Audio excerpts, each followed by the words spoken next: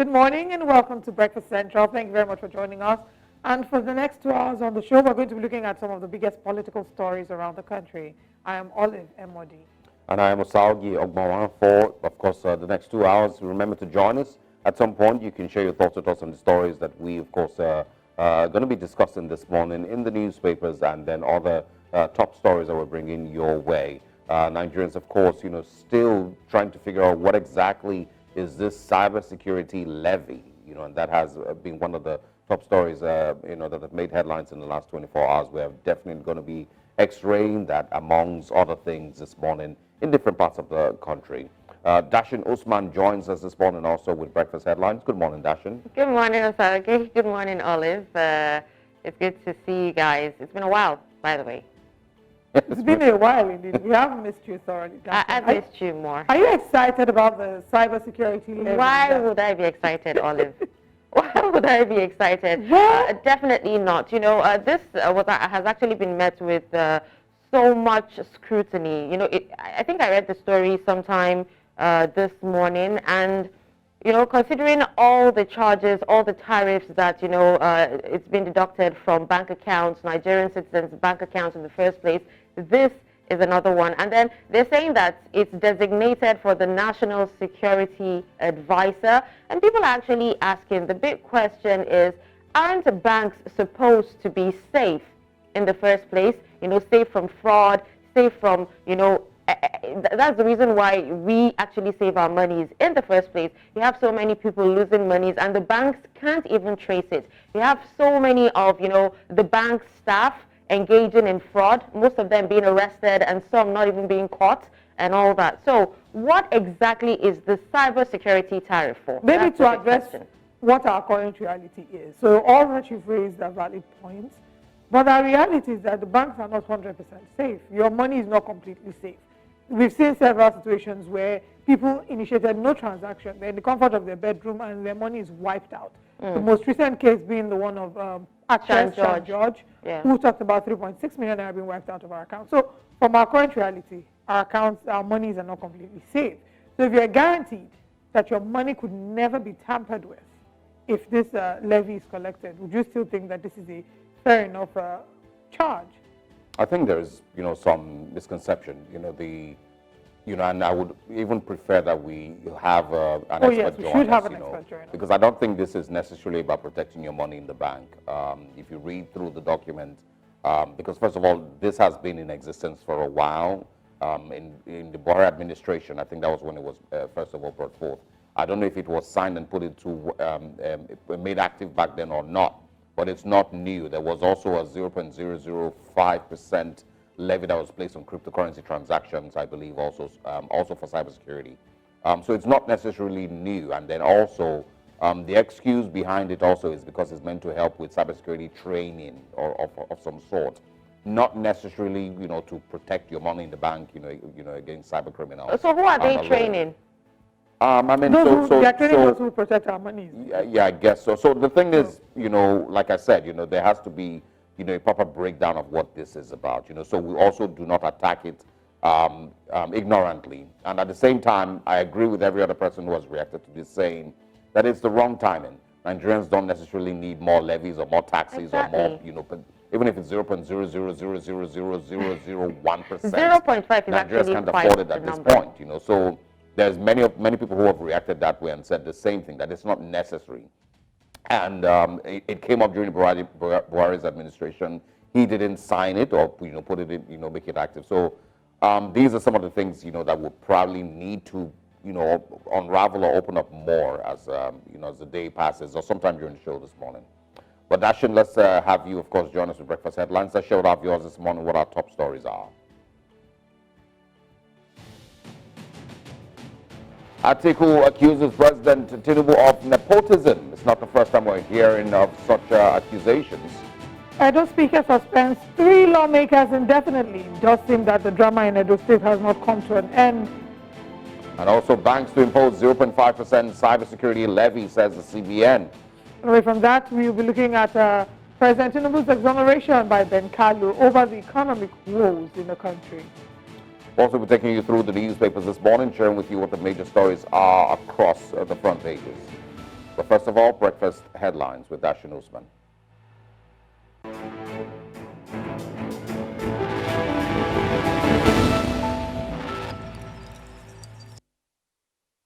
Hello and welcome to Breakfast Headlines. I'm Darshan Usman. Now let's begin in Nigeria, where Vice President Shettima, who was scheduled to represent President Bola Tinubu at a summit in Dallas, Texas, has aborted the trip following a technical fault with his aircraft. Shettima was to represent the president at the 2024 U.S.-Africa Business Summit organized by the Corporate Council on Africa.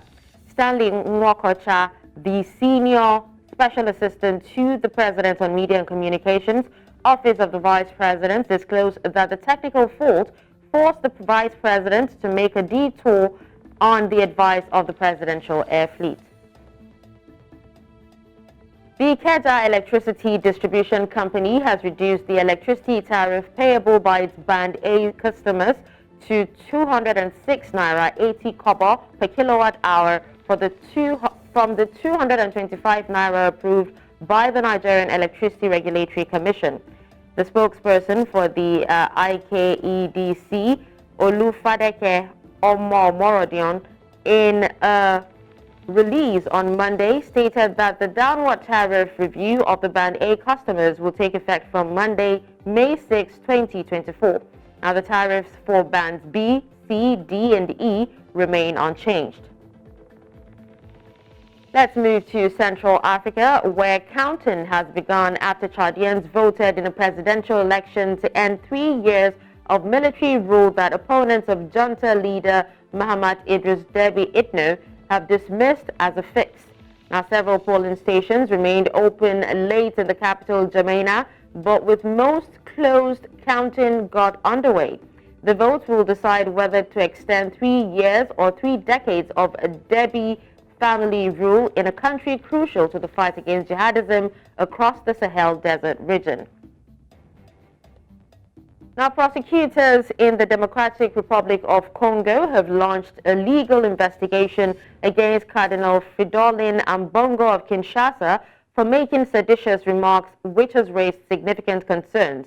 The Vatican claims to be actively observing the issue and is thought that the Archbishop serves as one of the Pope Francis' primary advisors. Now, during his Easter Mass, Ambongo spoke out against the instability in the east of the country, where the army is fighting the M23 rebels. This led to the accusations of incitement. In East Africa, the death toll from weeks of relentless rains and floods in Kenya has climbed to 228 as authorities warn of continued crisis conditions. Despite escaping major damage from a tropical cyclone that weakened after hitting land, Kenya and neighboring Tanzania are still grappling with torrential downpours and the looming threat of further floods and landslides. The region has been besieged by weeks of heavier than usual seasonal rains, worsened by the El Nino weather pattern wreaking havoc across East Africa. Uganda is to repatriate the remains of 2 Uganda martyrs who were executed more than a century ago for refusing to renounce Christianity. Now, 22 Roman Catholics and 23 Anglicans, mostly young men, were killed in 1886 and 1885 on the orders of the then King of Buganda, now part of Uganda, who was wary of the growing influence of Christianity. They all suffered gruesome deaths. Most of them were burnt alive, others killed with spears and knives. And that's it on Breakfast Headlines. Now it's back to Osalge and Olive. All right, thank you very much, Dashin. As always, interesting stories there. The Ikeja Electric story, of course, gets my attention, along with the Vice President having to postpone or cancel his trip because of a faulty jet. I've been seeing those stories lately. And even, the stories about the president flying, having to charter a plane after the Nigerian Air Force, or rather the presidential jet developed a fault a couple of weeks ago, I believe. I'm not sure if, these are signs of, some mismanagement in that regard. I don't know.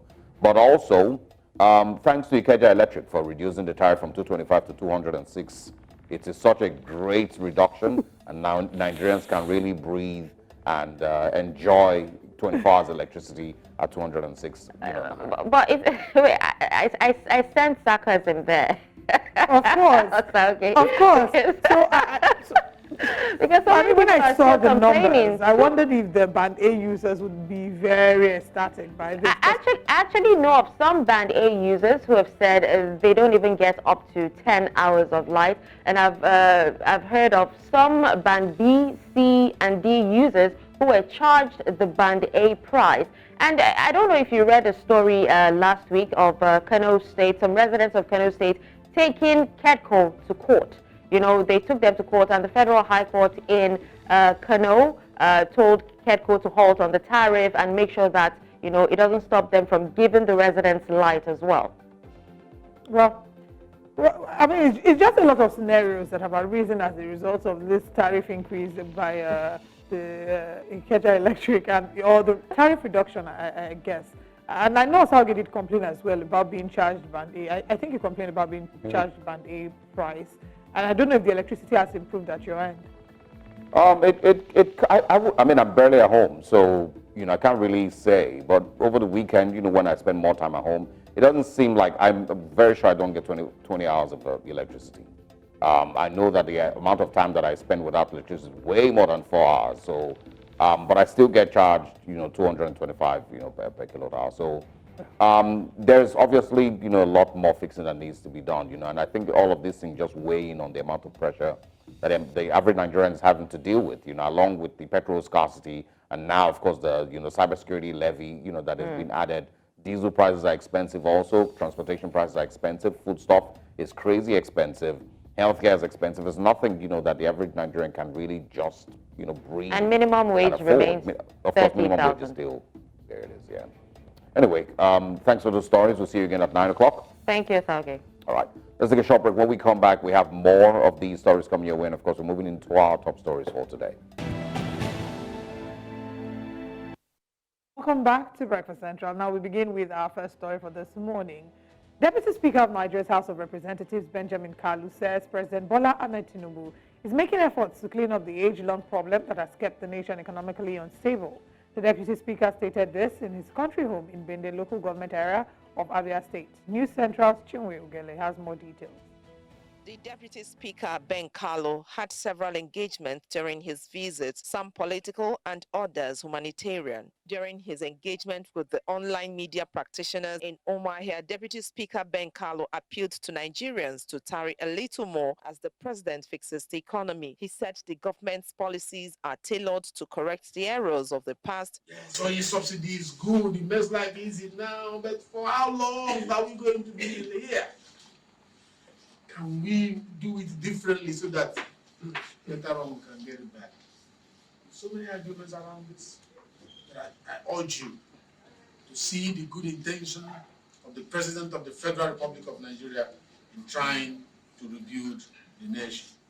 At his country home last Sunday, he told journalists during an interview that the president, by his actions, has made all Progressives Congress attractive to the opposition in the zone.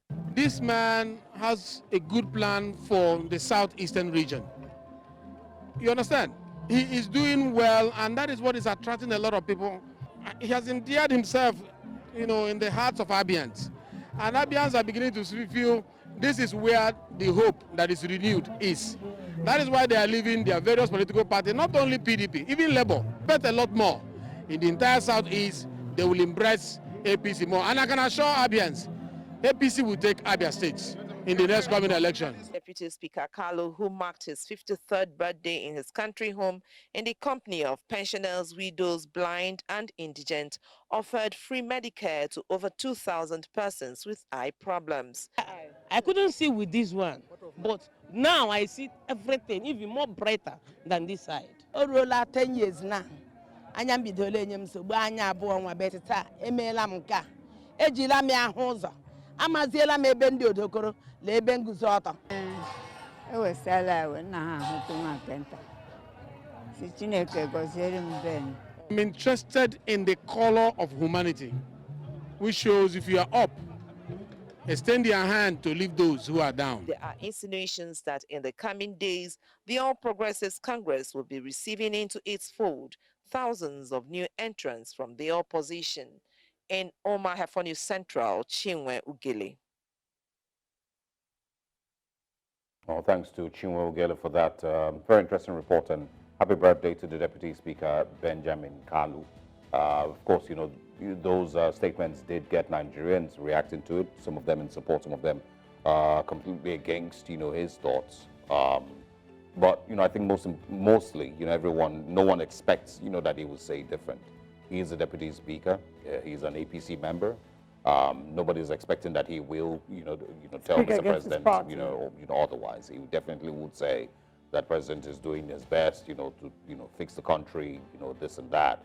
But of course, he spoke about petrol subsidy and how it was important that it was uprooted and thrown away and whatnot. But, they continue to once again fail to tell Nigerians the truth about whether we're still paying subsidy or not. If we are still paying subsidy, how much less are we paying subsidy now? Because, of course, the argument and the economic indices, like I've repeatedly said, do not support the theory that we're no longer paying subsidy. The former Kaduna State Governor, Nasser El-Rufai, has also said it, that we're still paying subsidy and arguably even paying more, subsidy than we were paying before. So the whole idea that there's a few, hands, so a handful of people that are stealing Nigeria's commonwealth, which is a very, very sweet, quoted narrative to sell to Nigerians as to reasons why you're stopping subsidy or you're making government policy, or they're trying to stop, these couple of individuals from, robbing Nigeria of its all of that, talk.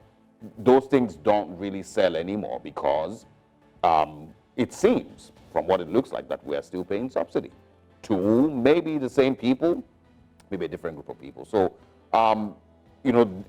there's still that lack of truth and honesty and openness with, with regards to subsidy conversation. And again, I don't expect Ben Kalu to say anything different. Nigerians, on the other hand, may have a different argument as to whether the current administration is doing its actual best and is, fixing things for Nigerians. So the argument was different. Prince Otto Eze, I think I saw him, I'm not sure if it is this same event or it was a different event entirely, also said the same thing, while trying to cajole people from the Southeast to support the president. He was saying, that, they should support him for the next 8 years, that, he means well for, the country and this and that. And it was pretty much the same reaction. Nobody expects you to say different. You will, speak from your perspective, which of course you have the right to. So, and just to mention again, I mean, you've said it all. I completely agree with all that you've said.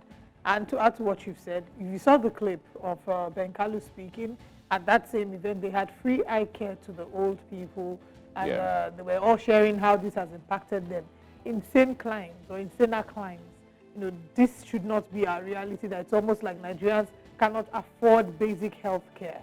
The people that suffer the most when the economy is down are the vulnerable. Look at our old people. Yeah. They're giving them free eye care. While that is great and laudable, and I applaud him for doing that, if you look at how things ought to be, if they're having eye issues, they should be able to go to the hospital. There are a number of them that have served the country, a number of them that are still hustling for their pension, can't afford these basic things. So if this is a reality that that has befallen Nigeria, it's something to be embarrassed about and something to remind us that there's so much work that needs to be done. We should stop paying lip service to administrations or those who are either in government or those who are in positions of leadership. We must call things as they really are, not paint a picture of what we hope to be. You can keep inspiring hope, and hope is all that we have to fight with. It's important to inspire hope, but there comes a time when hope will no longer be enough. People want to see action. Whilst you're saying that, it's a temporary discomfort, it's a temporary issue, after a few months, everything will return back to normal. It's going to be a year, in a few days, that this administration has been in office. So in the past 1 year, you've been saying it's just a temporary discomfort. It's a temporary discomfort. At what point will the average Nigerian actually breathe? So there's that, and in addition to what you're saying, when they make statements like, the current administration, because the Vanguard reported, that was the caption, Benjamin Kalu saying that Tinubu is not to blame, for... So who is now to blame? So who's to blame? And, if it is... No, I mean, so the question really is, who is to blame? And is it the previous administration? Because they still, have not been able to boldly and outrightly, in unison, all of them, say that, well, the previous administration, which we supported, which we campaigned on, to follow in the same footsteps, because they said they want completely to finish the work was...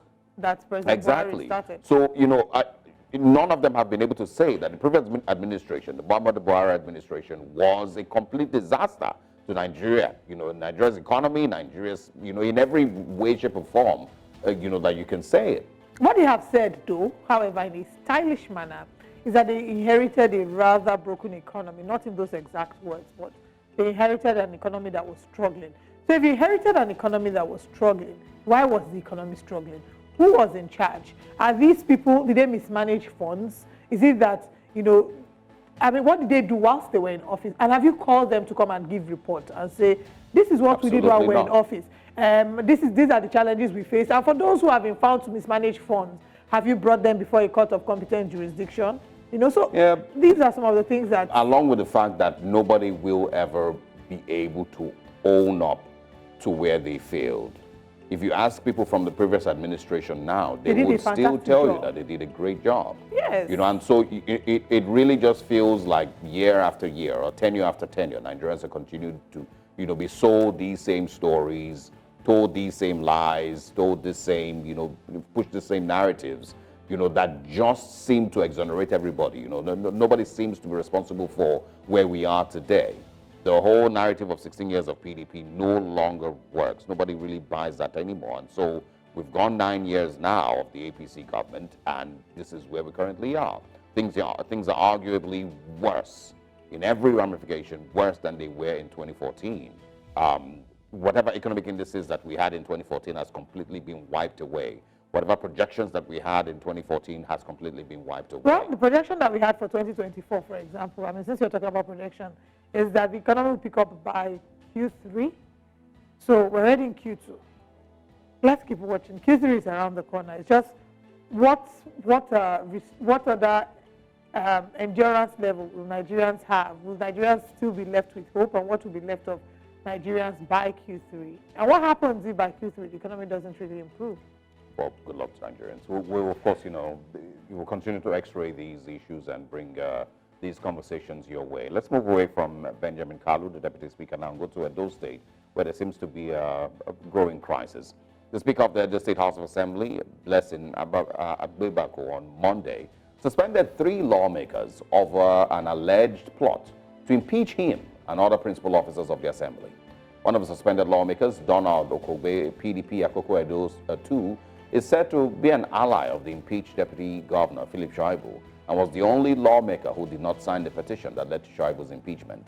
The 2 others, Ade Emanku Isibo, APC Esan Northeast 1, and Iyamo Bright, PDP Orion 1, 2. Honorable Agbebaku said the 3 lawmakers were suspended indefinitely, alleging that external forces were influencing them to cause chaos and remove the House's leadership. The suspension of the lawmakers, however, created tension in the House as the affected lawmakers kicked against their suspension. Now, joining us to discuss this developing story is the President, African Public Interest Lawyers Union, Honorable Andrew Enwata. Good morning, and thanks for joining us, Honorable Enwata. Yeah, good morning. It's a pleasure to be here this morning. Sarugwe and Oli, it's a pleasure to have me on this program. I'm grateful for being invited to speak on this issue. The drama in Edo State, it seems to be never ending. Even as the current government's tenure seems to be winding down, there's more and more developments every day. Let's start with the current breaking story. The Speaker suspending these 3 members of the House. Does the Speaker, have that right? And, can that just, be done, anytime he feels like it? Yeah, thank you for that question. We operate a constitutional democracy in Nigeria, and I was taken aback when I saw that video of the Speaker saying that 2 members have been suspended indefinitely. He didn't say they were suspended for a month, they were suspended for 3 months, or they were suspended for 1 year. He said indefinitely.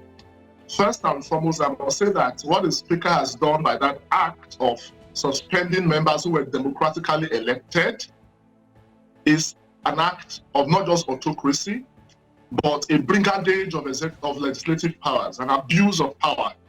First, I noticed that that process was not subjected to voting, and Section 98 of the Constitution makes it mandatory for every decision of the House of Assembly to be arrived at or to be reached by voting, and that voting can be by way of a motion introduced in the case of a resolution of the House, or a bill in the case of a law.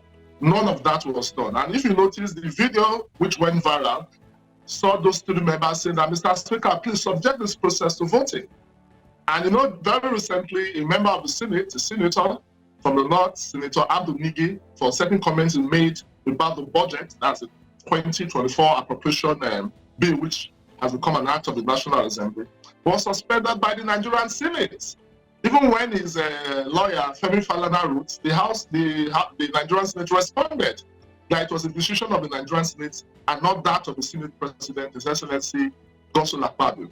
But look at the Edo scenario. The Speaker comes into the House, sits on his red chair, informs the House that they had a video footage of a person coming in as a herbalist led by a member of the House at 1 a.m. The question is, how did the Speaker know that that person is a herbalist? Was this matter reported to the police? When has it become the duty of a herbalist to impeach a Speaker? Because the fear of the Speaker is that there's a plot to impeach him. And it's sad because I've said it severally on this TV platform that what we have in Edo is not democracy, but a mockery of it. In the last 1 year, what we have been hearing of is impeachment. Before the election, the governor complained, oh, Shomole wants to take over the House of Assembly. That's why he's interested in the House of Assembly election, to impeach him. Then, fast forward, it became a case of the deputy governor also planning to impeach the governor. It became a case of the deputy governor raising the alarm last year that he was to be impeached. And of course, recently he was impeached. Now it is the Speaker now raising an alarm that is about to be impeached. These were people who were elected to represent us. They don't discuss issues of development, they discuss issues of impeachment. That's why I said it's a mockery of democracy, and it's time for Edo people to ask this question. Do these people really deserve the continuous support of Edo people? Because they are taking us for a ride. Look at the state of roads in Edo State. The only thing they discuss is impeachment. Is that not a shame? Are they truly honorable members? The Speaker talking about a herbalist coming to the House of Assembly, and the next thing he suspends to the members. I mean, these people, they are taking us for a ride. These are people who were supposed to come into the House, discuss issues of development, issues of, matters of public importance. You see the very mundane things they discuss. So now, I think people must take note of this, and in future elections, such characters like this does not deserve our support or our vote. So, it's a pity, but just to say that the suspension before we get to future elections, is unconstitutional and must be reversed by the House of Assembly. Okay, so I'm glad that you've mentioned that. I'm glad that you've mentioned that. Now, the Speaker has taken the law into his hands and unilaterally, of course, suspended the members of the House. So when there is a wrong, there should be a remedy. What remedy is available? First, you said it should be reversed. What if the Speaker refuses that this be reversed? What remedies are available? I think there's a crisis in the House of Assembly, obviously, because I noticed that even the House of Assembly was not properly adjourned. The Speaker quickly just unilaterally ended the proceedings of the House. And I can assure you that in the next 1 month, that House of Assembly will not sit again, because the Speaker already has had a case of loss of confidence. My interest is not really because the members were suspended. It is the procedure we are talking about. Section 109 is very clear on the manner in which a member can lose a seat. First, if he becomes a member of another legislative house, he becomes a member of the executive. If he absents himself for a period of 191 days, that's a period is 1/3 of the number of period the House is supposed to sit in the year, which is, I think, 181 or 191 days. I don't know the calculation, but I know it's either 181. I think it's 191 days. That's if he absents himself. Then lastly, if he cross carpets. These conditions under Section 119 has not been met. And the Speaker just on his own, without voting, say 3 members have been suspended. I mean, it's a mockery of democracy. Who gave him that power? He cannot unilaterally make laws. He cannot unilaterally make resolutions for the House. So I think it's for the House of Assembly to quickly impeach the Speaker, because that's the solution. He does not deserve the office of Speaker. He does not, and I think this is where imposition becomes one of the problems we have in this democracy. The Speaker was imposed by the governor. It was not the popular wish of members for him to be Speaker. You see how he operates. The way and manner the deputy governor emerged, the present deputy governor of Edo State emerged. Imagine they removed the deputy governor of Edo State. While they were still in the House, the governor was busy swearing in another person as deputy governor. The House of Assembly was supposed to call the governor to order. That process was supposed to go through the House of Assembly, but it did not go through the House of Assembly. And unfortunately, look at the Speaker, wakes up in the morning, goes into the Assembly, sits on his red chair, and suspends to the people who were elected by their people indefinitely. I think the Speaker must be impeached. He deserves to be impeached. And if the House of Assembly members fail to impeach that man as Speaker, those people will mobilize themselves against them and recall all of them. Because just the way you have a provision under Section 109, under which members will lose their seats, under Section 110 of the Constitution, members of their respective constituency can recall them. So if the House of Assembly member fails to, we are going to mobilize all Edo people to remove them, to recall all of them, because they don't have any business in that place, in the narrow complex. So, I mean, we elected them to take decisions for the state. We elected them to make laws. We made that decision last year, and most of us, we are regretting. I can remember when the governor wanted me to go to the House of Assembly, suggested the idea, and I said no, because I didn't want to be his rubber stamp. We have a Speaker who has made the House of Assembly a rubber stamp without ink. They don't do anything. What do they really do for Edo people? How many laws have been passed? Reasonable laws have been passed. How many resolutions have been made concerning the state of bad roads in Edo State, the issues of insecurity, issues of poor education, issues of healthcare? As we speak, we don't have functional hospitals. The only one we have is the one built by Comrade Adams Chomole at Kingswell University. This is one government that is busy signing MOUs without results. So I think it is time for Edo people to ask, should we allow these people to continue our House of Assembly members, or should we recall them? And if they fail to impeach that Speaker, we are going to recall all of them. All right, so what do you think the next few months? I mean, I know that the Edo State elections are, fast approaching. What do you think the next few months hold, for Governor Obaseki? Of course, and of course, in the build-up to the elections, do you expect that there's going to be more of, similar drama within the Edo State House of Assembly, similar threats of impeachment, suspensions, and of course a campaign that has the PDP, the Labour Party, and hopefully the APC also on that campaign? What do you think, the next few months offers? I think what we are seeing is a question of credibility of governance and what is happening in government. And it's very clear that the PDP government of Edo State is fast losing steam. In the past 1 week, over 100 members of PDP have cross-carpeted into the APC. And I think part of what we are seeing in the House of Assembly is a reflection of the feeling of the average person in the streets that the PDP government in Edo State has failed woefully. And you know that just recently too, the leadership of the party have been holding rallies led by the South-South Vice Chairman and other component parts, even including the recently impeached Deputy Governor Philip Shaibu. And what they are saying is that the PDP government has failed. So if members of their own party have passed a vote of no confidence on them, it speaks volumes. So the forthcoming election will be a referendum on if Edo people will allow PDP, who has failed hopefully, to continue, or if they want something different. And I think my party, the APC, is offering something better than what PDP has done in the past, or rather, because Obaseki was elected in 2016 under the platform of the APC. So it was in 2020 he joined the PDP. So the PDP government, if we are to count the period they've been in power, in the last 3 years and so on. And there's nothing to show for it. Nigerians are witnesses to the fact that the man talks about Alawi Daro, which is candidate heads. Aso Ighodalo, as the head of his economic team, they have not attracted a single investment within the last 3 years. But what we hear is they are signing MOUs. They promise that they legally support. This is the same government that will say, these are federal routes. The issue of seaport is a federal matter within the exclusive list. So why are you talking of seaports if you cannot face the very terrible rules we have? So for us, it will be a referendum. And the drama of impeachment that has taken place within the last 1 year, I know people will take very serious note of that and ask themselves. And you know, Shaibu blamed the candidate of the PDP as one of those responsible for his impeachment.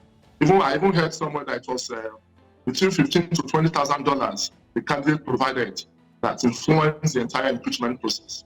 So what we have which candidate provided $20,000? It must be voted out this September. Can you hold on? Just clarify. Which candidate provided $20,000 for an impeachment? I said the deputy governor complained that Aswe Budalo, the PDP candidate, right, was one of those behind this impeachment. And elsewhere, I said I saw that some persons made an allegation that between $15,000 to $20,000 was what was contributed. And I think the denial of the candidate did not touch on the issue of his financial inducement of those lawmakers who impeached Tribe. So what I'm saying is, the summary of what I'm saying is that we have a government that has failed woefully. And unfortunately, the PDP candidate is part of that government. And if the PDP government is sinking, he must sink with them. If they are swimming to safety, he must swim with them. But the people want a better alternative. And APC offers that alternative. And we deserve a new deal. Now that the two major parties have set up their campaign council, as we move forward, I know this will be based on issues. It will be a question of, have we felt better in healthcare? Have we felt better in power? Have we felt better in security, in education? What is the state of the roads in Edo State? And I must commend the APC candidate.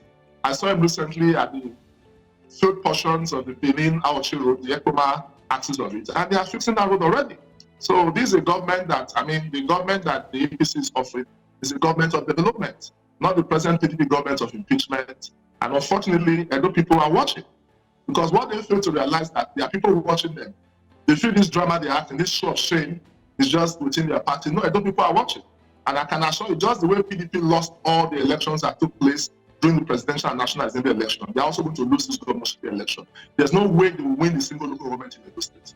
Because when you do a vote poll, you discover that the people have passed a vote of no confidence on the Obaseki-led PDP government of Edo State. Time will tell, how that turns out. There's, those who might argue that the APC candidate, also doesn't stand a strong chance in Edo State as it's, as it seems. He's barely part of any of the conversations concerning the Edo State governorship elections. If you look online and look across, conversations that we're hearing, the APC candidate barely comes up.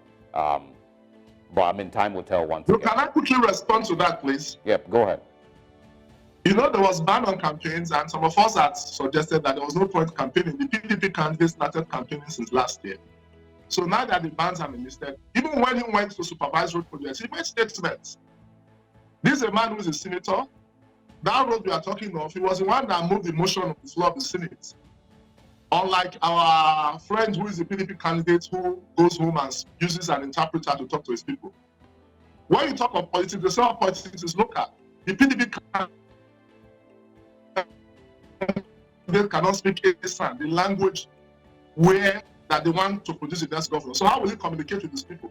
So if there's anybody that has communication problems, it's the PDP candidate, and not the APC candidate that can even speak parables in this.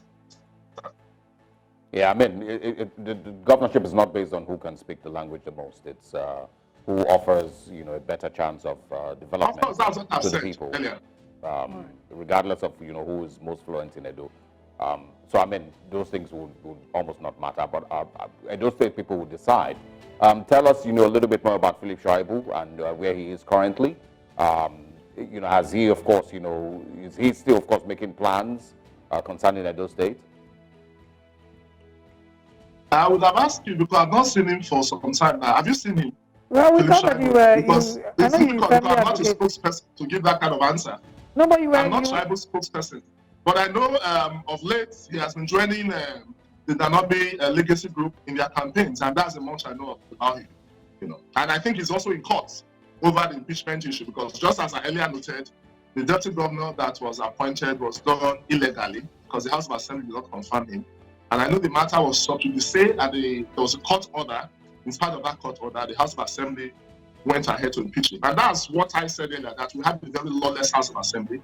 They are not lawmakers, but lawbreakers, led by a speaker who operates as a rubber stamp without ink. And a mockery of what I think should be a democracy that should work. But in Edo State, democracy has stopped working. and it's a pity. All right, Honorable Nwata, thank you very much for joining us this morning. We certainly wish all the people of Edo State the best, and we'll see how this turns out in the House. It's always a pleasure to be on this platform. Thanks for having me this morning. Thank you for joining us. All right, we're moving away from that and coming to look at some of the biggest stories regarding the People's Democratic Party now.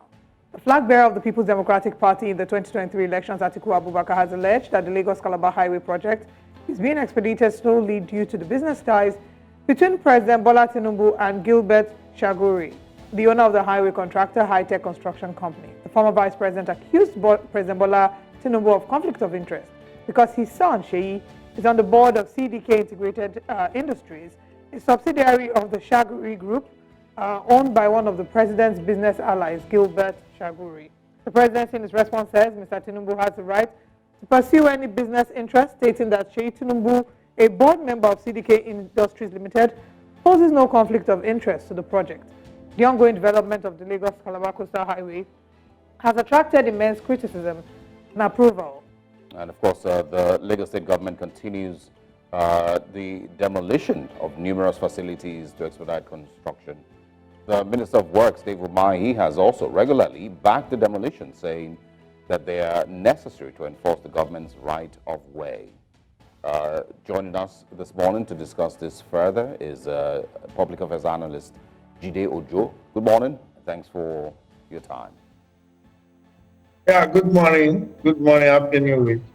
Same to you. Really strong allegations by Atiku Abubakar. Of course, first of all, the business ties between the Shaguris and the president. The son of the president, also a board member of one of the Shaguri business conglomerates or business subsidiaries. So let's first of all get your reaction to the conflict of interest and the allegations that the coastal road is not being carried out because of sincere interest, but because of personal interest from Mr. President. Well, for me, I've been following this story for like 3 weeks now, and it seems fresh facts are emerging on daily basis. We do understand that this has been on the drawing board for some time, and the plan to have Lagos to Calabar Superhighway was not the making of Tinubu administration per se, but he met it and he wants to implement it. However, I have issues. Much as the issue of much as the whole contract has been enmeshed in political mudslinging. As a patriotic Nigerian, as a stakeholder in this country, I have my worry about that project. But let me speak to the issue you asked me, which is about conflict of interest. Now it has come out that Sheyi 38, son of the president, had been on the board of CDK, which is a tile and tower manufacturing in Shagamu since 2018. Fine, he has every right to pursue his own career, his own business career, and there is nothing wrong with that. But this issue of if you tackle me, I will double you, it's unhealthy. Now the presidency is saying, if anybody will raise the issue, it should not be Atiku, who was vice president and still hold interest in Intel. While he was in customs, he and an Italian businessman, established Intel, and he didn't see that as conflict of interest. He sold 145 businesses that were up for privatization to his associates and cronies. So, if truly and genuinely Atiku heard and what he did at that time, over 10 years ago, about 16 years ago, when he was still vice president, assuming without considering that what he did at that time was conflict of interest and unpatriotic, should that mean that the current president should continue in that same line? That is my own. It should not just be, you did it and you got away with it, so why are you querying us? This our own turn to do as we want. My questions are this. Why is it that the Lagos to Calabar superhighway cannot wait? Yes, it's going to open up about 9 states, but it will take 8 years to construct. Then we are talking of 15 trillion, 15.6 trillion. The president, the federal government does not have that kind of money. So I don't know whether it's going to be PPP, public-private partnership, but even at that, I'm very wary of white elephants. One, due process was not followed strictly in the award of this contract. There was no competitive bidding. ITech was just singled out and awarded this contract. And you ask yourself whether that should be the standard operating procedure of Ministry of Works for a road network worth that kind of sum. In case you do not know, in 2024 budget, the entire envelope, the entire budget of Ministry of Works, Federal Ministry of Works, is not up to 1 trillion. It's not up to 1 trillion. And now we want to commit to 15.6 trillion to build a superhighway. Right now, there are roads from Lagos that links Calabar. So why can't we use this 15 trillion in the event that we can actually source it? Why can't we use it to first improve and upgrade the existing road infrastructure of the federal government across the country? When we have fixed those roads and they are motorable and they are well maintained, then we can talk of superhighway. But to insist that this is a priority project, I don't think that makes sense, because right now they are doing 43 kilometers of the 700-kilometer road. At the end of the day, this administration will have 4 years. This road is scheduled to be completed in 8 years. What if APC or President Tinubu does not come back in 2027? It becomes more or less, we can see the way it's been done in this country. It could be abandoned. The same way, if you go back in history, when the second Niger bridge was being mooted, it was meant to take like 3 years or 5 years to complete. It took over 30 years. Look at the variations that eventually had to come up. This 15 trillion, I wouldn't be surprised if by 2027, we are told that because of inflation and devaluation and all of that, this project somehow has to be reviewed upward, and then it goes to 30 trillion. But while I am not saying it is wasteful or we should not do it, I'm saying it should not have been a priority project. There are so many federal roads that are today impassable.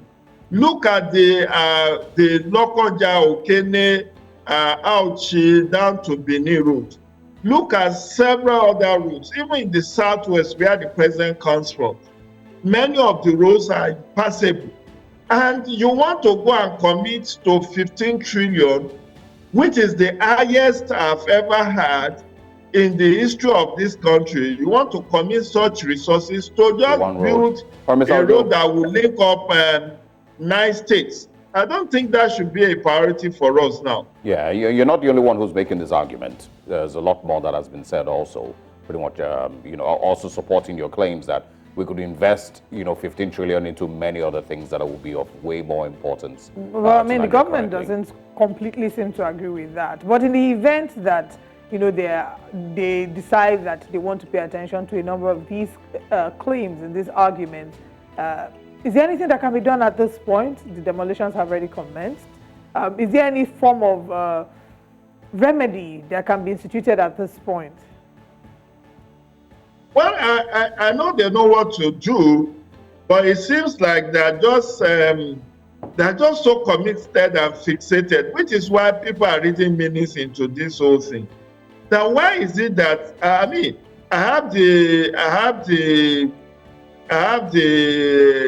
renewed hope agenda. I've not seen anywhere in that renewed hope agenda where the president talks about the Lagos to Calabar superhighway. And even if it were to be there, you can always prioritize. We do not have that quantum of resources, but even if we do have, we can apply it to more urgent areas that will serve the entire country, not just a section of the country. A number of people are asking, why didn't this superhighway start from Calabar to Lagos? Why is it starting from Lagos to Calabar? So the issue for me is they can still rescind their decision. They can go at a slower pace and see the possibility of mobilizing resources to other sector of the even road infrastructure. But the other thing I need to even flag about this, we are told that a kilometer of this road will cost 4 billion. Is that, was there public procurement certification, Bureau of Public Procurement certification that this 4 billion will be true value for money? Because when you already, one, you didn't do competitive bidding, you just single out Chaguri. And Chaguri, to the best of my knowledge, I've not heard of any road infrastructure that he has built in Nigeria. So maybe he has done so elsewhere. Yeah. But now, do we have Bureau of Public Procurement approval that this is actually, this project at this point in time actually is worth spending 15 trillion on? If it is not, then that is another concern about whether this procurement is not also, you know, there is no sharp practices involved in this procurement saga. But I mean, you can always retrace your step. It's not cast in stone. It's not like it has to be done willy-nilly. Government, with the kind of intervention we have had, can also think through and say, okay, can we do these things differently? Look at the original design that was not meant to get so many structures demolished. That was abandoned, and they now have to veer off that original design.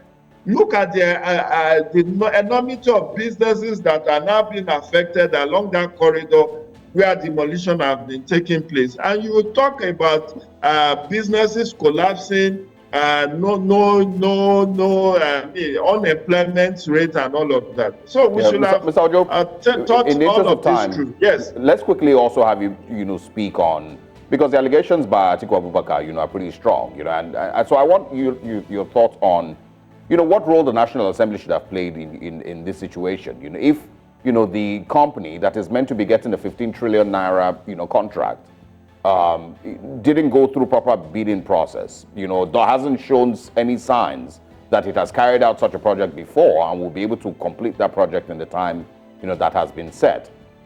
Should the National Assembly have had a say in this conversation at all? And then also, when they say that the Shaguris and President Tinubu are business partners or have business relationships or business dealings, what business exactly are they referring to? I mean, there's no clarity on what business exactly the president does with the Shaguris.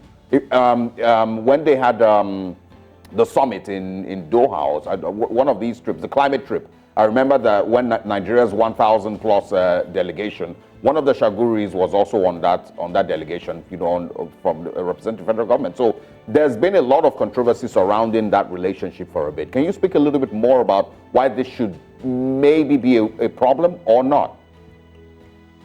Well, we know the president will be a businessman, thorough. Since he left Mobi Producing many decades ago, he's ventured into business deals. We know some of his businesses, but there are so many other businesses that we may not know in which he is a shareholder. And of course, the presidency has not come out to say that the president is not a friend of Gilbert Chaguri or that they are not business partners. They are only justifying it to say, yes, his son has a right to pursue his own career.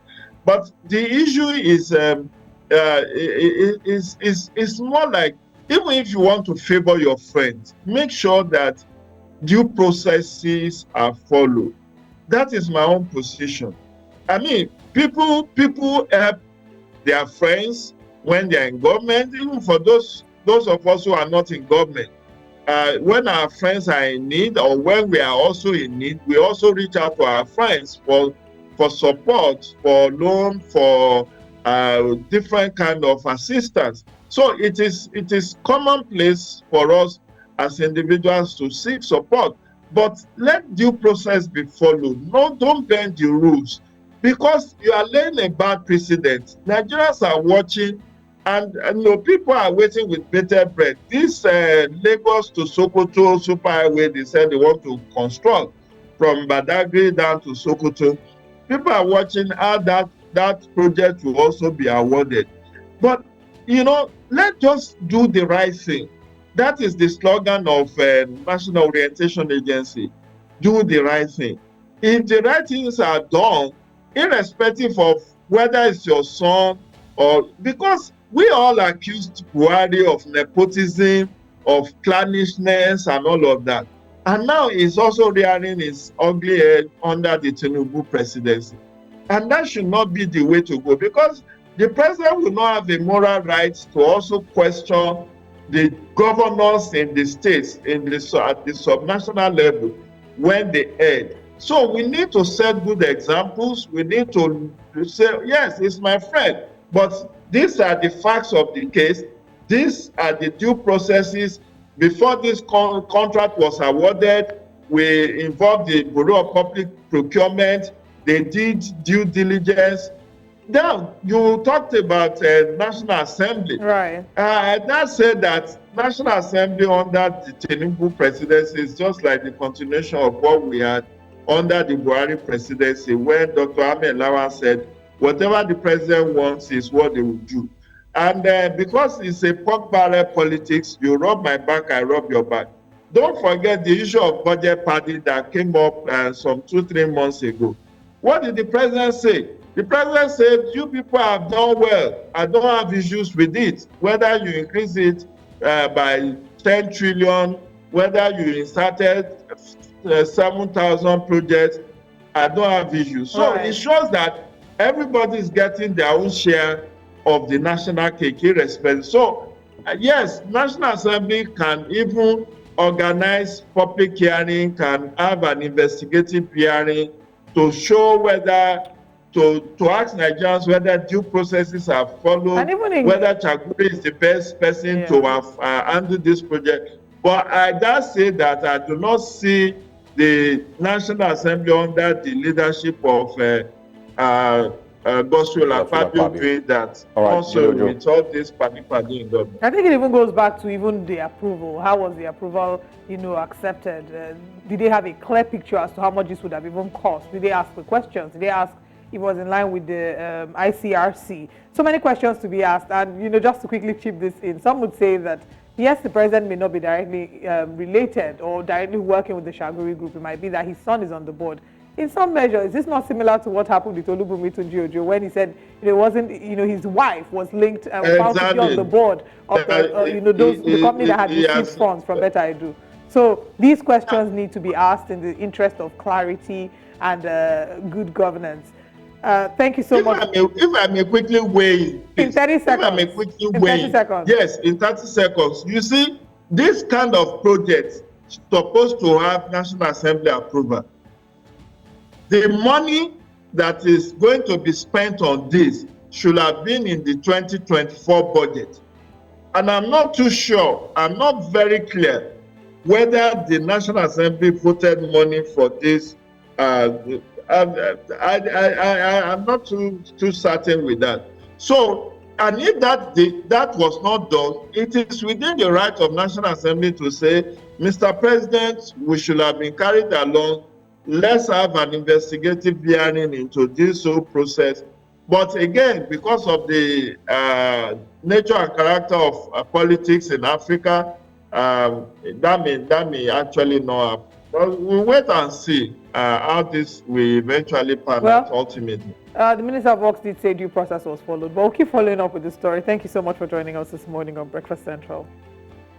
It's my pleasure. To have a great week ahead. You as well. Let's share a recap of the stories we've looked at this morning on the show. This morning on Breakfast Central, article accuses President Tinubu of nepotism, especially as regarding the issue concerning the awarding of contracts to the Shaguri Group. Edo Speaker suspends 3 lawmakers indefinitely. We had Honorable Andrew Nwata join us for that conversation. And Ben Carlo exonerates President Tinubu over economic woes, it's quite an interesting update we've seen there. But there's more to come this morning. Let's share with you what's coming up next on Breakfast Central. Coming up next, banks to impose 0.5% cybersecurity levy, says the CBN.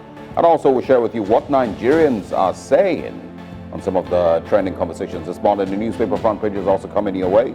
What are the major stories making headlines across Nigeria this morning?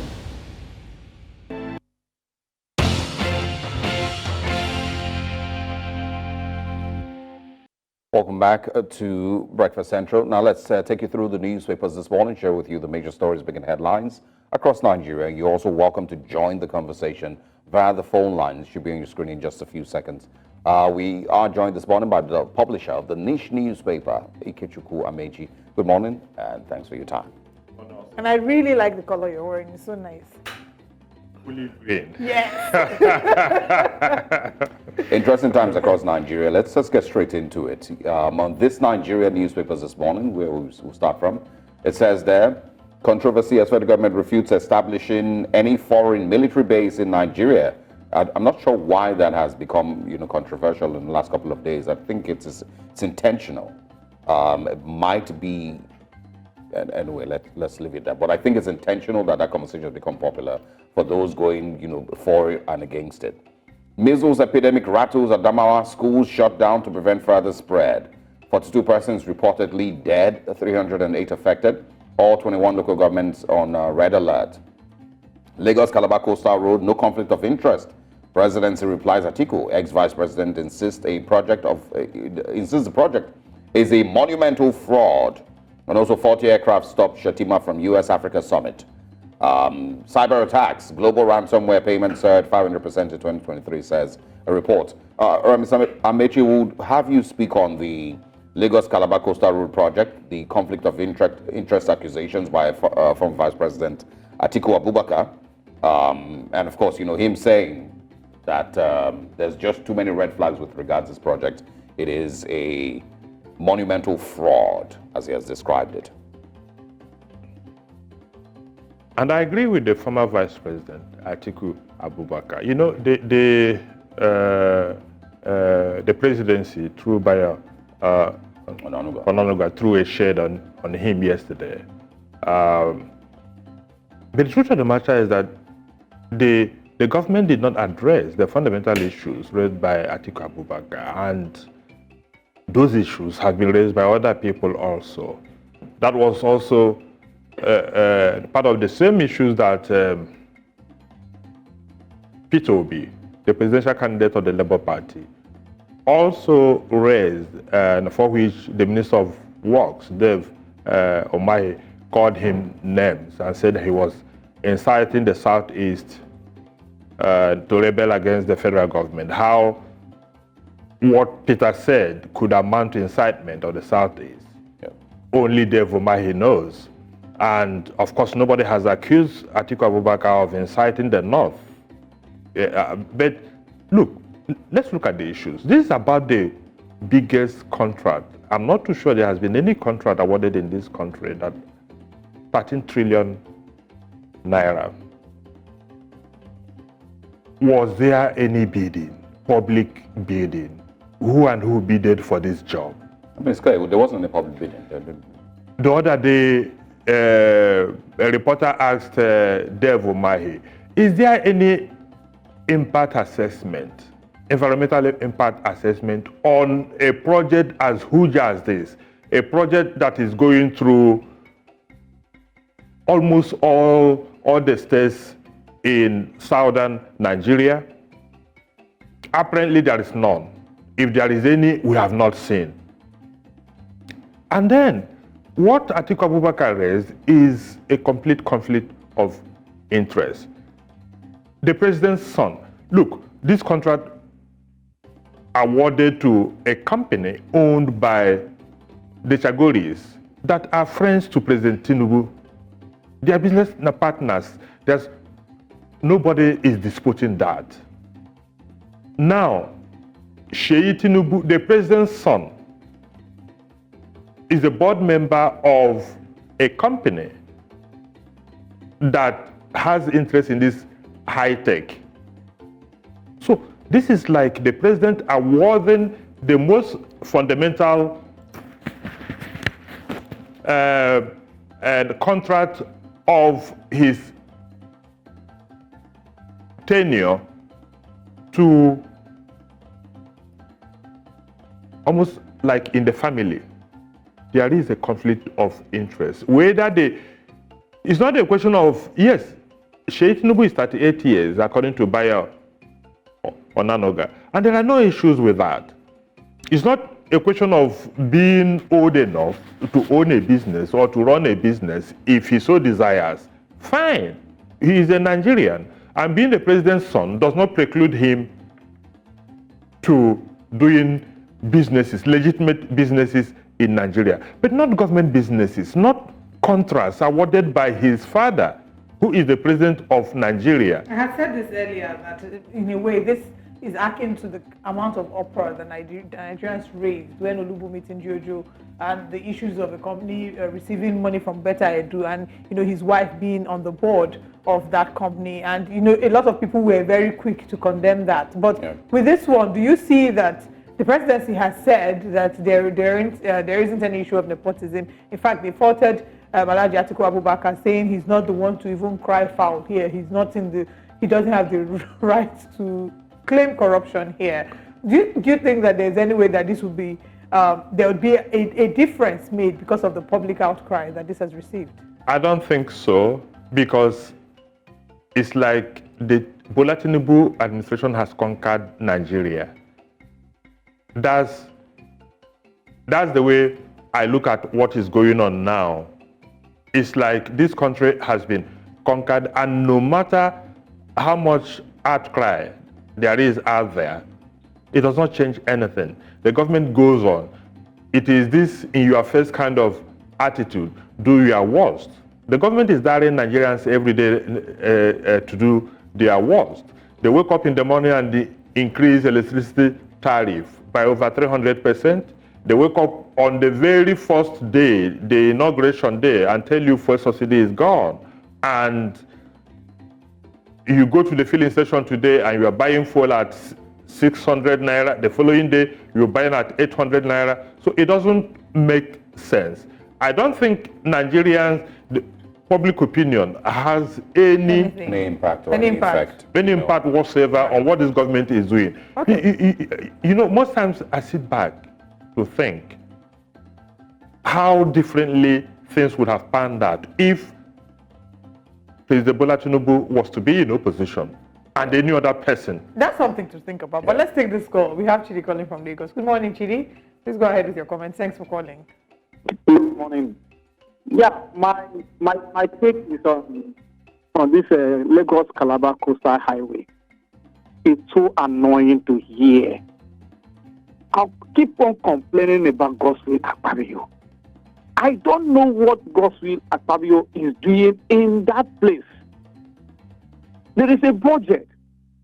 Such a very huge amount of money is being put into this coastal highway without the National Assembly coming to tell the president, this is it. Okay, we are aware. Okay, this is the cost, or this is this. They didn't say anything. So this government is becoming party government. Godswill Akpabio government and President Tinubu is becoming party government. Because you cannot tell me. I remember when Saraki was there as the Senate president. He did a lot. There were no things like, okay, anything you bring, the president bring, we'll sign it. Anything they come, we'll approve it. It's a shame on the National Assembly. They fought It's not. I'm not blaming the president. The shame is upon the National Assembly. They don't have interest of the common man at all. So everything about that coastal highway is just a propaganda. Thank you so much for sharing your thoughts, Chidi. As quickly as possible, so we can go to the next paper. Do you share the same sentiments with Chidi that the National Assembly is to be blamed? Definitely. Don't forget, what was appropriated in the 2024 budget, if I remember correctly, is 500 million for this same project. Because the federal government had already told us that it was going to be executed through public-private partnership, PPP. But now, the government had already paid or claimed to have given out 1 trillion naira for the commencement of the project. Where was the money? How did they get the money? 500 million and 1 trillion paid? Who appropriated it? Shouldn't the National Assembly be asking questions if it has not been reduced to mere rubber stamp? In fact, some say it is the National Assembly has become a parastatal of the presidency. It doesn't make sense. Democracy does not work this way, and we are in for a very, very big trouble. All right, before we go to our next paper, let's take this call from Tony calling from Benue State. Good morning, Tony. Thanks for calling. Please go ahead with your comments. Thank you so much. Well, I want to comment on the contract given to Tinubu's friends and son. That's the coastal contract. I want to tell my brother in the studio that Nigeria have come to the stage of Nigeria is decayed. And this thing that is happening today is not only today. Starting from 1999 that these people took over, till date, what is happening in government is nepotism and all these things. And it's not only in government. Go to a filling station to buy fuel. You know the pump attendants there, they will make way for it. You buy, and those people that are queue on the line, they will be waiting, and then somebody will favor you and you buy a fuel and go away. Go to offices, it's the same thing. Now, my take on this thing is that enough of complaining.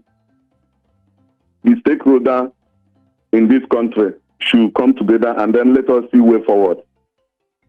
Otherwise, we will just keep talking and nothing will come out of it. We need the solution to it and not even talking any longer. Because go to National Assembly. If any little contract is given to them, they will find those that are very close to them, their family member, and then hand it over to them. The same thing everywhere. Good morning. Thank you very much, Tony, for calling and sharing your thoughts. He does have a point. You know, it's not news to hear about these types of favoritism, you know, in Nigeria. Yeah. Doesn't make it right. Doesn't. Let's move to the next paper and see what the front pages have to say. On the front page of our next paper this morning is the Punch newspaper. Big story there, dollar speculation, federal government to ban Naira from crypto trading platforms. And the writer there says, SEC set to unveil fresh rules banning Naira from crypto exchanges. DG meets operators, directs traders to name and shame racketeers. Woman shot, scores injured as police tear gas Delta protesters. Oh, there we go again. EFCC grills 6 senior NSCDC officers over 6 billion naira fraud. Evacuation, Lagos task force threatened to kill us in Osun Forest, victims allege.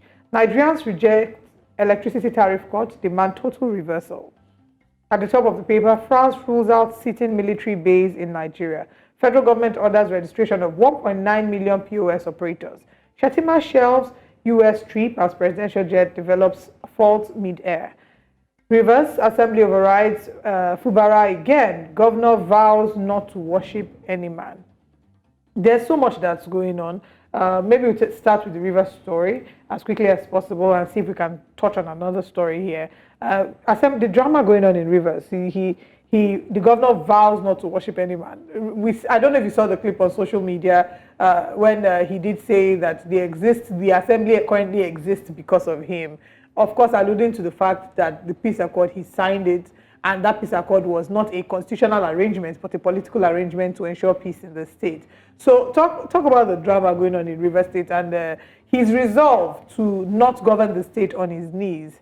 How do you think he's faring with that resolve so far? You know, the possibility of what the future looks like in, you know, in Rivers State. But before you respond to that, let's take a caller from Alaba. Good morning, caller. Thanks for calling. Please go ahead. Yeah, good morning. Happy Workers' Day in Arias. Thank you very much, caller. Please go ahead with your comments. Okay. The Lagos-Calabar project, we should be happy for it. I said the Lagos-Calabar project, we should be happy for it. And let me remind your audience, when President Babangida was in power, they put up a decree. All coastal areas in Nigeria that it belongs to the federal government. Any property that is on the coastal area that doesn't have documents is not expected for compensation. They should know that there is a law in the country. We should follow it up. The coastal road, we should be happy for it. No time for criticism. Go to Zaria, Abuja, Zaria, Maduguri Road. Go and see what is going on there. The road thickness is 1 feet, 1 feet. I came down from the vehicle to measure it. And that was put by our former president, President Buhari.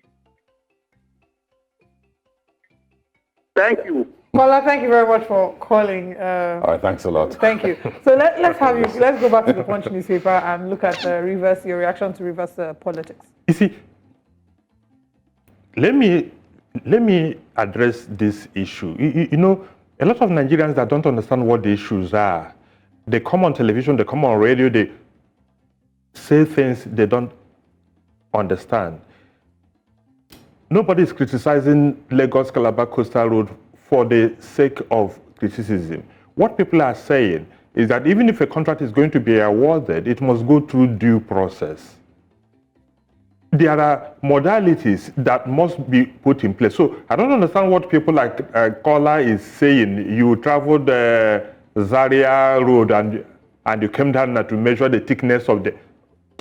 Well, I think he's skipping the part where, you know, the modalities that are, you know, should be in place haven't been in place. You know. Also, going back now to Rivers State, you know, people like Minister of Federal Capital Territory, Nyesom Wike, don't take prisoners in their political wars. They go for the kill. And if you are going to deal with Wike, if you are going to fight with Wike, you go for the kill also. Fubara, I think, has done everything that he ought to do, different to the man who put him in power in the first place, and has taken all manner of insults, which Wike couldn't have taken. Wike was governor for crying out loud for 8 years, and he was an emperor. And nobody dare do to Wike what he's been able to do to Fubara. If Fubara wants to govern, he must show that he is ready to govern. And the way to show that he's ready to govern is to fight Wike to stand still. All right. Hold on. Oluwaseun, welcome. Go ahead. Okay, good morning. Good morning. Yes, I want to talk about the coastal road that the young man, Mr. Kola, just talked about. Like the guest in the studio said, people are misplacing most of these things. Number one, I think we should consider the workers at Landmark and Good Beach and everybody at that corridor. They have what is it called? From the pictures you see online, there is old alignments, and why changing to new alignments? And this again pose so many questions to intending investors to Nigeria. We have loads of roads in Nigeria that is bad. Why concentrating on? I keep telling people, 5 governments succeeding each other can't finish the 700 kilometers of road because we are talking about 150 bridges. Why wasting money Why wasting investment of people just to satisfy one man? Go back to inside the country. Go and do so many roads that are bad. We've seen pictures of roads all across Nigeria. Take this money there, improve this road, than you wasting money on one coastal road that is, if you will not finish in the next 20 or 30 years. We are in this country, we used over 25 years to fix Lagos-Calabar road, which is now up to 100 kilometers. We are now talking about 700 kilometers of road. And people are still saying government is the owner of coastal road, blah, blah, blah. Let's go back to the basics. We are talking of investors should come in. What are you talking to? What this action is like sending investors away. Because I can see, look at the destruction going on at Landmark. People spending their hard-earned money to bring investments to the country. Some people are going to lose their job. What is the government doing about that? So I think people should leave all these sentiments of federal government owns the coastal road and all this. Let's fix the fact. Let's leave the budgetary. Don't let us go towards the budgetary stuff that the young man said inside the studio. Let's look at what are we saying to the intending investors coming to Nigeria. Look at the case of Gokada and the rest. When they came, 6 months time, you phase them out. So I think government should sit down. If they are truly interested in people coming to the country to invest, they should give them an enabling environment, not this politics and using everything. Look at the way the minister is talking about. Thank you very much. You know, we need to work with time for your calls.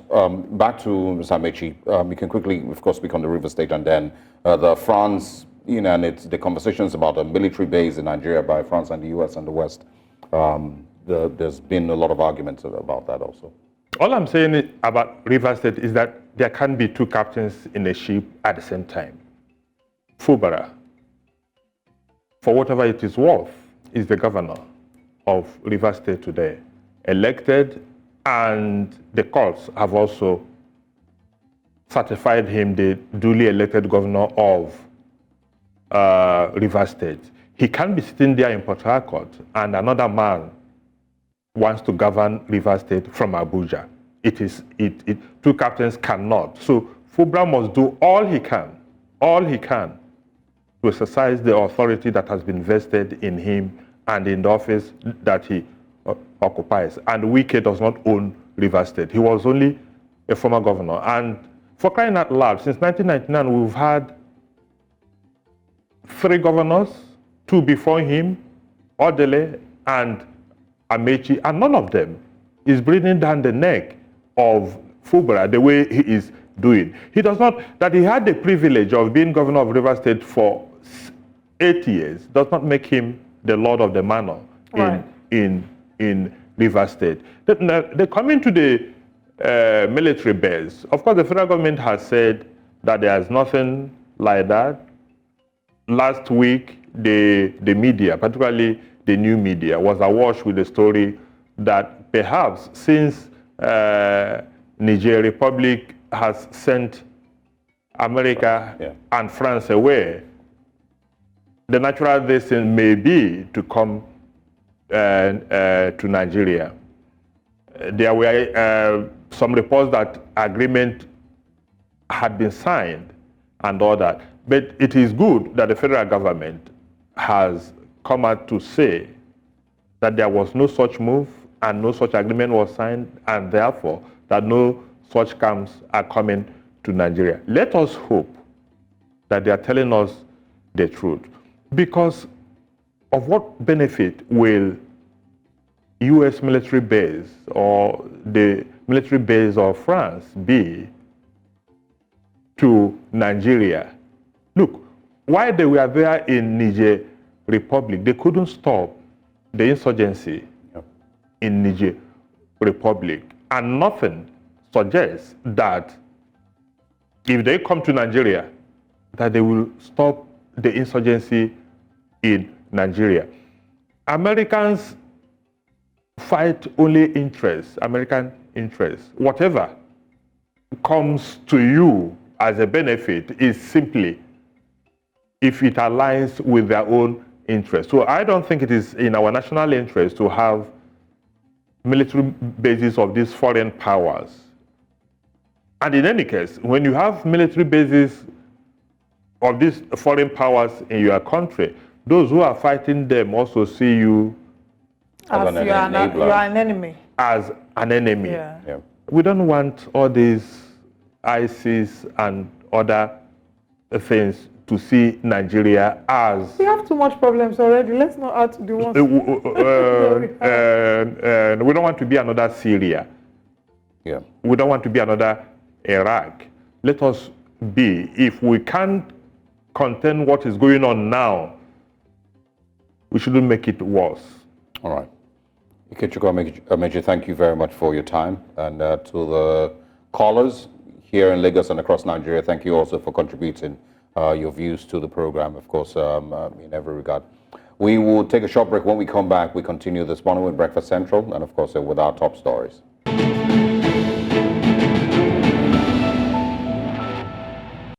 The Central Bank of Nigeria, CBN, has ordered banks to enact the process of deduction of cybersecurity levies to be administered by the Office of the National Security Advisor, the NSA. This was disclosed in a circular to different categories of banks, mobile money operators, payment service providers, and others, signed by the Apex Bank's Director of Payment Systems Management, Chibuzor Efobi, and the Director of Financial Policy and Regulation, Haruna B. Mustafa. We, of course, have the letter on your screen. There it says, Cyber Crimes Prohibition Prevention ETC Amendment Act 2024 Implementation Guidance on the collection and remittance of the National Cybersecurity Levy. And of course goes on to break down this new act following the enactment of the Cyber Crimes Act 2024 and pursuant to the provisions of Section 44, subsection 2A of the Act. A levy of 0.5%, 0.005% equivalent, or 0.005 equivalent to 0.5% of all electronic transfers and electronic fees. I'm sorry we skipped that one. We'll probably have to go back to it. All right. There are, of course, three things that you need to know about the cybersecurity charge. One, the new levy of 0.5% equivalent to 0.5% is applied to electronic transactions as mandated by the Cybercrime Prohibition Prevention ETC Amendment Act 2024. Financial institutions will deduct the levy and will remit it to the National Cybersecurity Fund administered by the Office of the National Security Advisor. And three, deductions shall commence within 2 weeks from the date of the circular, that is the 6th of May, and financial institutions must remit collected levies in bulk to the NCF account domiciled at the CBN monthly by the 5th business day of the following month. It says also out of the 35,000 naira minimum wage received by Nigerians, the following will be deducted per transaction, of course, of 1,000 naira. Telecoms SMS charge 4 naira, NIB SS 10 naira, COT 1 naira, federal government stamp duty 5 naira, and of course the new Cybersecurity Act of 5 naira. Some of them, of course, are not new. The total cost, of course, is 25 naira, 2.5% processing fee for every 1,000 naira. But this morning we have joining us Nameka Obiari. He's a political analyst and investment banker. Good morning, sir. You seem very excited about this new cybersecurity levy. Nigeria is a center of opportunities. You seem very excited. You look like you want to go and pay cash this morning. Honestly, it's like I am torn between being angry and being bemused. And do you know? And that National Assembly sat down to pass this law. Shows you how insensitive, how wicked, how irrational these guys are. When people say I use the word political banditry to qualify our political office holders, it's not far from it. What does a bandit do? A bandit waits for you to gather and then they strike. In fact, this one has the tint of the Robin Hood banditry. They tax you, they take from you, they sell crude oil on your behalf, they collect customs remittances, they share and they loot 60%, and then they will give chance of 40% across sprinkle across the 217 billion people, and life goes on. Now, you see, the problem we have here is Nigeria susceptible to cyber crimes? Yes, but how many of our public utilities is vulnerable to cyber security attacks? Countries like the US, the UK, and Germany, where most of all their utilities are digitized, they have nuclear equipment, nuclear power. Most of the public utilities in the US are digitized. They are not charging cybercrime levies. In Nigeria, even the ministries, even the NSAs of it is Yahoo Mail or even Gmail, if you check very, very well in their correspondences. We don't even have public utility across Nigeria. We don't even have nuclear arsenal. Most of our activities in the ministries, department, are analog. Now, it shows you what they have to do. I'm sure they've looked at the NIPS transfer volume of last year, 600 trillion naira, and they thought to themselves, this is so much. Let us just pinch and pay for a little from it. By charging 0.5%, they will be taking about 3 trillion naira from electronic transfers of Nigeria. And of course, the volume may actually increase in 2024. So they've calculated it. Now, how is it going to be disbursed? If these governments and those in authority and policymakers are sincere, Nigeria is not even subject to cybersecurity as much as we are to physical insurgency and banditry that have crippled activities across every sector of Nigeria. Nigeria is the second most terrorized country in the whole world and the most terrorized country in Africa. In fact, the other day I read the news about a bandit in Zamfara that controls over about 100 cells and clusters. What I expected this government to do is to look at how they can booster the real physical security of lives and properties, to be able to ramp up economic activities that will enable us to generate income. In the US, even despite the fact that they are subject to a lot of cyber security attacks, have not levied anybody. In fact, in the US, they even removed the sales tax on electronics transactions, e-commerce, so that they know that e-commerce plays a very important role in boosting economic activities, and they removed it. Here in Nigeria, where we are not vulnerable to a lot of cyber attacks, and people are trying. See, there's a problem with us in Nigeria, and that is the mindset of the political elites. Most of them, unlike our forefathers in the early 60s, Ahmadu Bello, Tafawa Balewa, Nnamdi Azikiwe, Awolowo, Michael Obara, who saw leadership as a place to go and add value and provide policies that will add value to the people. This ones see politics as an avenue to just go there like the bandits, extort from the people and just give them stipend. What they have done differently. I am one of the advocates of Nigerians paying for security, but the real security. Nigeria today is saddled all around us with insecurity. I have advocated on how we can give security back to the people and protect our oil and gas assets, protect lives and properties, and provide 24/7 security cordon for Nigerians to go into border. And how will we do it? The current security architecture in Nigeria is not working. And to rejig it and restructure it. And I even advocated that it should be under the National Security Advisor. In every of the 8,809 electoral ward, get the indigenous people to donate 100 of their sons.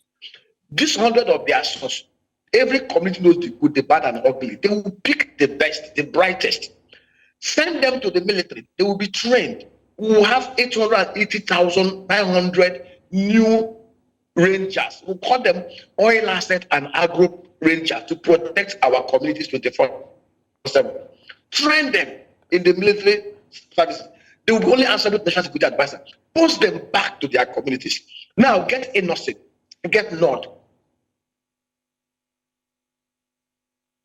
Mr. Abiari, we seem to have lost your. Okay, go ahead. No, can you hear me? Yes, please go ahead.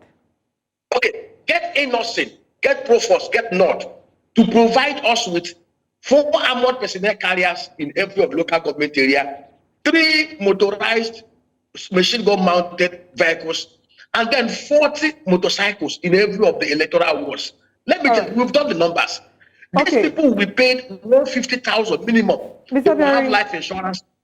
Let's bring the conversation back to the cybersecurity, and you are an investment banker. I'm hoping that you can give us a clear explanation as to what exactly a cybersecurity levy is for. Now we know how much government is charging, but what exactly is this levy for? Only Nigeria is not even among, if we have 193 countries in the whole world, Nigeria is not even among the 90% or 99% countries that are subject to cybersecurity attacks. And that is the truth. See, let me tell you, these guys deliberately create avenues to make from the poor Nigerians. Nigeria is even at our present analog level should be thinking uppermost in our mind how to provide 24/7 physical security cover and protection of lives and properties. And I was providing solutions before you interrupted me. Like I said, when you have these soldiers trained and properly equipped with AK-47, only we've done the numbers.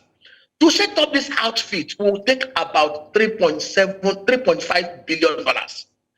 Their recurrent expenditure annually is about $1.6 billion. Let me tell you, this money they are trying to take, I rounded up the number, it's almost about 3 to 4.5 trillion naira, which is about 3 to 3.5 billion dollars. If they are really sincere with this kind of arrangement, handing over security to the indigenous people, let me tell you what happened. In 6 months, all the bandits in the northwest, ISWAP and Boko Haram in the northeast, unknown government in the southeast, and every will be wiped out or chased out of Nigeria. When you now provide real security in Nigeria, Nigerians can now go out there, produce goods and services. Nigeria is a country that is so gifted by God with all the factors of production in place to produce and export nothing less than $365 billion worth of goods and services, even after meeting our domestic consumption. Mr. Barry, you know, I mean, there's also a lot of other things that need to be added if we need to also fix internal security. There's the customs aspect, you know, there's a proliferation of arms, you know, aspect. I mean, those are all separate conversations, you know, but I want, you know, what your thoughts on, you know, there's arguments that this is not new. The Cybersecurity Levy is not new. It's in the CBN Act, or Cybersecurity Act of 2015, I believe. It just wasn't implemented, and it's just now that the CBN is choosing to implement it. And then, of course, the defense, you know, that it is meant to help, you know, fund the training of cybersecurity experts in Nigeria. Is that a good enough defense, you know, for, you know, imposing 0.5%? And also, you know, can you clarify on how it affects, you know, the regular Nigerians' transactions? For those people who don't have up to 500,000 naira in their account, are they affected? For those who don't have, you know, large sum transactions, are they affected? Osagi, there is something that is so worrisome here. Remember, we have a lot of levies in Nigeria. We have the NITD levies, we have the petroleum tax fund levies, we have the education trust fund levies. We have diverse levies in Nigeria. If you add up, we're not even talking about the SMS charges, we're not even talking about the other charges that banks take and all those stuff. When you add up all this, we're talking about almost about 3% of levies taken from Nigerians. All these things affect cost of production, affect living standards. See, all over the world, governments and operators of governments are supposed to be creative thinkers. The role of government is not to tax and loot. The role of government is to provide policies, programs, actions, and pronouncements that will ease productivity, that will put every Nigerian to active productive work. When Mr. President talked about growing our GDP to $1 trillion, I was one of those that believed that we can actually grow our GDP to $1 trillion within 5 years. I did the numbers. All we got there to do is to put the right person in place, put the security measures in place, stop the leakages and the thievery, stop the opacity and the manipulation across every sectors of Nigeria, and Nigeria will be up there. Before 1966, we were ahead of Indonesia, Malaysia, Singapore, South Korea, China, and most of these Asian tigers are ahead of us. We had prospects. It was already predicted that Nigeria will compete with like of the US and the Soviet Socialist Republic. But here we are today, being ranked alongside Afghanistan, Yemen, and all those countries that are already highly indebted in impoverished countries because of one single problem: paucity of honest, patriotic, creative thinking, and sincere leadership. Yes, it has been there in the act. What even stopped them from even removing it from that act? This does not make sense. I think what they do, see, Osage, the mindset, and it's a very dangerous thing. I'm old enough. I've been in this economy. I'm 50 plus. What I have discovered is looking at, I'm a researching professional, is that 99% of the political elites, they have this mindset. They see political office as a way to play games, create avenues to extort from the people, loot and share 60%, and then use 40% like Robin Hood to just take all the people. It is not right. This was not the spirit and the letter and the context of governance that we saw even most recently with Latif Jokonde and Simon Bakwe. We need to ask ourselves this question. Mr. Berry. It is not right. It is not appropriate. We need to have compassion. We need to show mercy to average Nigerian. All right, Mr. Berry, there is, I mean, I'm sure that in the next couple of days there will be more revelations and there will be more, conversations concerning this, even from the CBN. But to go to court and challenge this. Yeah, well, we'll see how that goes, and of course, if there's going to be a response from the National Assembly also. Thank you very much for your time, as always. I'm going to look forward to your tweets, because I know you would always get on Twitter and share your thoughts in a bit. So we'll look forward to speaking with you again pretty soon. Thanks for your time. Thank you very much. All right.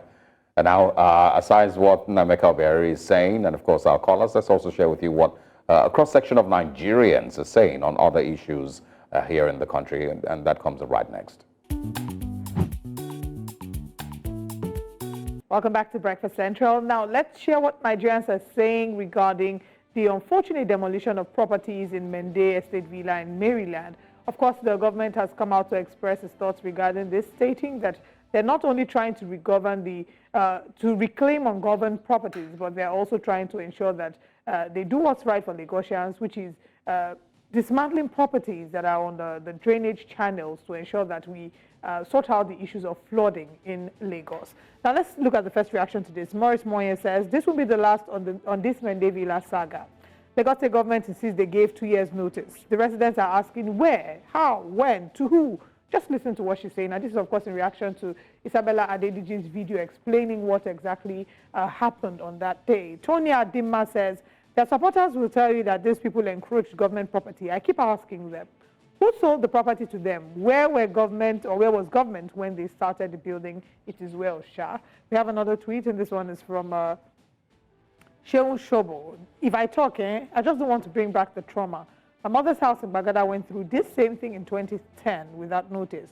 All our stuff inside were demolished alongside the house, and this thing is too traumatic, you can't imagine. These are some of the reactions that Nigerians have been sharing regarding this. Let us know what your thoughts are. But yesterday we had Isabella Adediji, journalist extraordinaire. She's also, unfortunately, one of the victims of the demolition yesterday, and she shared her thoughts regarding this. And she did say that regardless of what the law says, where is the humanity? Let's take a look at this video.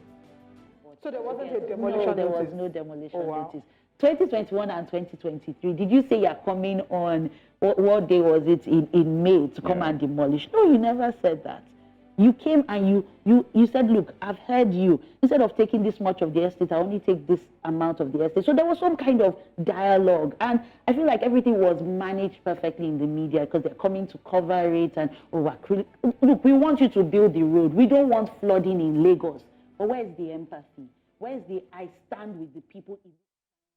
It is Isabella Adediji saying, what would they have taken the government, even if it was 24 or 48 hours? She's not saying that they shouldn't do what they need to do for the improvement of the drainage systems in Lagos to sort of ensure that they prevent flooding in Lagos, but she's saying that they should have been given adequate notice, or notice enough to allow them pack their properties so that they can have their human dignity intact.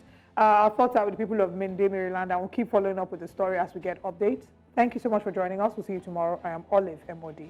And I am Osalgie Ogbawa. See you tomorrow. Good day.